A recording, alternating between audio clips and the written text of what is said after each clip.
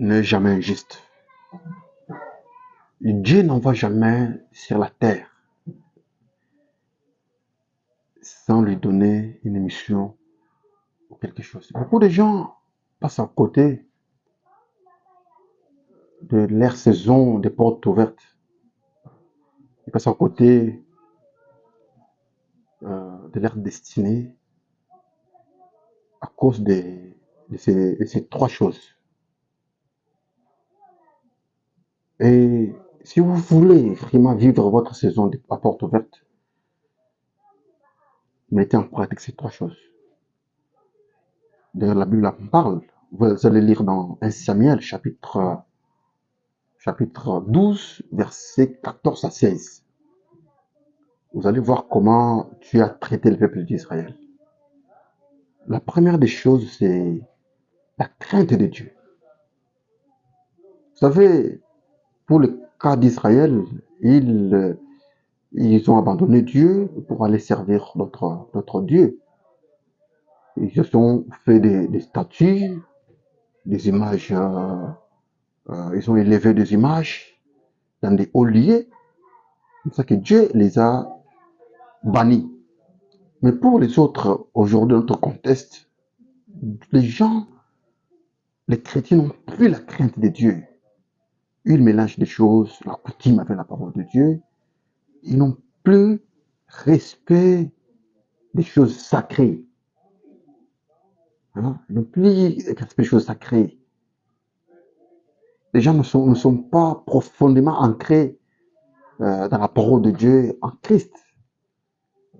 Ils arrivent à l'église, ils volent à l'église, ils volent les chaises, ils abîment les toilettes, et tout ce qui est comme don à l'église, comme bien à l'église, ce sont des choses qui sont sacrées à l'éternel. Et donc nous devons avoir du respect pour les choses consacrées ou sacrées à Dieu. Ça, c'est la première des choses. Donc, si vous voulez vivre une saison de porte ouverte, il faut craindre Dieu, il faut avoir la crainte de Dieu, il faut respecter ce qui est interdit. La deuxième des choses, c'est les services. Euh, il faut servir Dieu.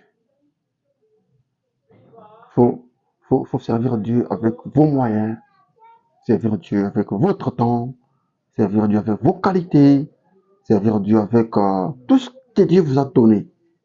Servez-le. Quelqu'un me dira, je n'ai pas de moyens. Servez Dieu avec votre temps. Si vous n'avez pas de temps, servez Dieu avec vos moyens. Servez Dieu avec votre don, sans rien attendre en retour. Il faut servir Dieu. Le plus grand investissement qu'un homme peut laisser sur cette terre, c'est le service qu'il aurait rendu à Dieu. C'est un héritage qu'il laissera à ses enfants, à sa génération, et même d'éternité en éternité. Et la troisième des choses, c'est la fidélité à Dieu. Restez fidèle à Dieu. La fidélité de Dieu à Dieu est différente de la rébellion. La rébellion, les gens vont se rebeller contre Dieu parce que Dieu n'a pas agi en fonction des temps qu'ils s'attendaient. Mais les temps de Dieu, les timings de Dieu n'est pas forcément les timings des hommes. Vous devez attendre le temps de Dieu. Parce qu'Habakkuk l'a dit, que même si ça tarde, mais ça va toujours s'accomplir. Et ça, c'est très important. Les enfants de Dieu, beaucoup de gens sont trop pressés à avoir aujourd'hui. Le Dieu n'est pas le Dieu des boucles et lambalelo. Le Dieu que nous servons, que nous prions, c'est un Dieu de patience, un Dieu de temps. Et donc, quand vous voulez aller plus vite en besoin, vous passerez à côté de ce que Dieu a prévu pour vous de bon. Le monde nous a toujours présenté l'échantillon. Il il faut être fidèle à Dieu, respecter sa parole. Et aussi, comme un bonus, euh, le respect qui sera dû aux hommes de Dieu.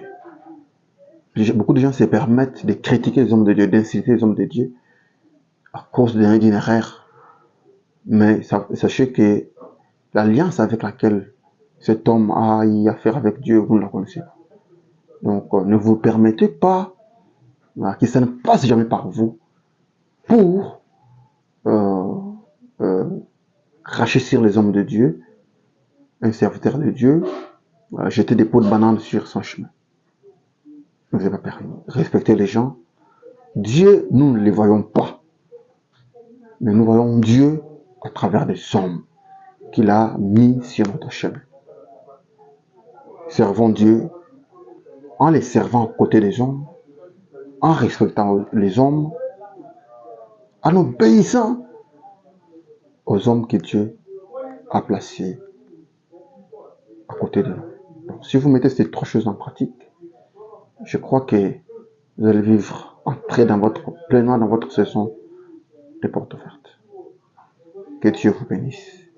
Abonne-toi.